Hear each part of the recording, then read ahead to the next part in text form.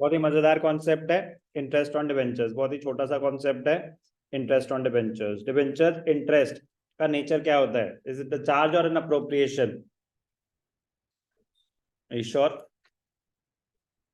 It is a charge against profit. Charge मतलब mandatory payment, mandatory payment मतलब appropriation होता है dividend. Dividend on shares is an appropriation. Profits होंगे तो देंगे, नहीं है तो नहीं देंगे। Interest on debenture is a charge against profit. तो व्हेन इंटरेस्ट इज ड्यू, तो जब इंटरेस्ट ड्यू है तो एंट्री होती है debenture interest account debited to debenture holders. Debenture account debited to debenture holder. जितना भी इंटरेस्ट ड्यू है, जब भी इंटरेस्ट ड्यू है तो एंट्री होगी debenture interest to debenture holder. Debenture holder, debenture holder to bank, debenture holder to bank. Debenture interest to debenture holder, debenture holder to bank. Interest due, interest paid, same date पे entry pass होगी, same date पे। Unless specified है कि debenture interest outstanding है तो सिर्फ बस due की एंट्री दिखा के हम छोड़ देंगे। अगर कुछ मेंशन नहीं है तो ड्यू के साथ पेमेंट की एंट्री भी आएगी विदाउट।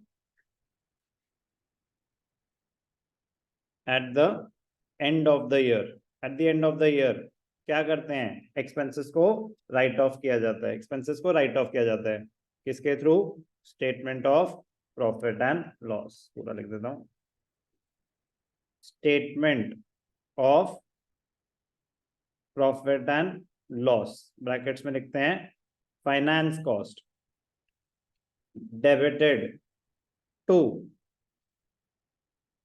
Debenture interest. जितना भी इंटरेस्ट था, जितना भी इंटरेस्ट था पूरे साल का, जितना भी इंटरेस्ट था उसको क्या करते हैं? राइट ऑफ कर देते हैं पीएनएल के थ्रू। अब ड्यू की एंट्री, क्वेश्चन बताएगा हमें कि whether the interest is payable annually, तो साल में एक ही बार आएगी, और हाफ ईयरली, हाफ ईयरली है तो सेम एंट्री दो बार आएगी। इंटरेस्ट की कैलकुलेशन टाइम पीरियड के हिसाब से होगी, 6 मंथ्स की है तो कैलकुलेशन 6 मंथ्स के हिसाब से होगी, ईयरली है तो 12 मंथ्स के हिसाब से होगी। एंट्री चेंज नहीं होगी, अमाउंट चेंज हो जाएगा, फ्रीक्वेंसी चेंज हो जाएगी, बट स्टेटमेंट ऑफ पीएनएल की entry eight the end of the year साल में एक ही बार होती है। तो अगर आप इंटरेस्ट एनुअली पे कर रहे हैं तो इंटरेस्ट ड्यू की एंट्री भी एक ही बार आएगी, इंटरेस्ट पेमेंट की एंट्री भी एक ही बार आएगी, और पीएनएल की एंट्री भी एक ही बार आएगी। लेकिन अगर आप इंटरेस्ट हाफ ईयरली पे कर रहे हैं तो ड्यू की एंट्री दो बार आएगी, पेमेंट की एंट्री दो बार आएगी, बट पीएनएल की एंट्री पूरे साल का इंटरेस्ट एक ही बार आएगी। समझ आया मैंने क्या बोला? खत्म। इंटरेस्ट ऑन डिबेंचर्स इतना सही कॉन्सेप्ट है। Interest on debenture paid is calculated at a fixed rate, 8% debenture, 6% debenture, 7% debenture on the paid up value. Paid up value मतलब फेस वैल्यू, मतलब प्रीमियम पे होंगे। तो ये नहीं कि प्रीमियम अगर एक 100 रुपए का डिबेंचर है 25% प्रीमियम पे, तो इंटरेस्ट 125 पे नहीं कैलकुलेट होगा, 100 पे ही होगा। ऐसी अगर 100 रुपए के डिबेंचर है 10% डिस्काउंट पे, तो 90 रुपीज पे नहीं इंटरेस्ट कैलकुलेट होगा, पूरी फेस वैल्यू पे ही होगा। अब वो तो फुल्ली पेड अप है ही नहीं, कि पार्टली पेड अप है। अभी 60 ही मांगे हैं, अभी 40 मांगे ही नहीं। तो आपने अभी उनसे लोन कितना लिया है, 60 या 100? मैंने आपको डिबेंचर इशू करे 20 on application, 40 on allotment, 40 on first call. मैंने अभी सिर्फ एप्लीकेशन और अलॉटमेंट मांगी है, सिर्फ 60 रुपीज मांगे हैं आपसे, 40 अभी मांगे ही नहीं। तो अभी इंटरेस्ट किस पे कैलकुलेट होगा, 60 या 100?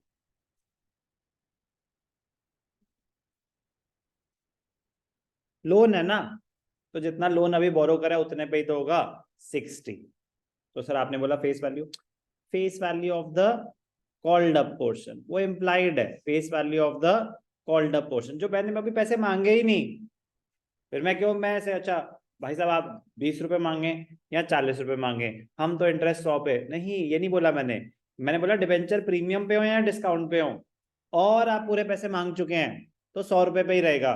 अदरवाइज पार्टली पेड अप है तो जितना मांग चुके हैं उसकी फेस वैल्यू, कोई डाउट? और द नॉमिनल फेस वैल्यू है fully paid up. It may be interest में भी आप क्वार्टरली है तो हर 3 महीने में दे देंगे, हाफ ईयरली है तो हर 6 महीने में दे देंगे, ईयरली है तो साल में एक बार देंगे। कोई doubt? Interest on debenture is a charge, mandatory payment. तो व्हेन इंटरेस्ट इज ड्यू तो debenture interest to debenture holder, when interest is paid debenture holder to bank, और at the end of the year statement of P&L to debenture interest. ये किस चीज की entry है? When interest is paid. But मैंने आपको क्या बताया कि कुछ मेंशन नहीं है ना, तो ड्यू और पेमेंट सेम डे पे ही होगा।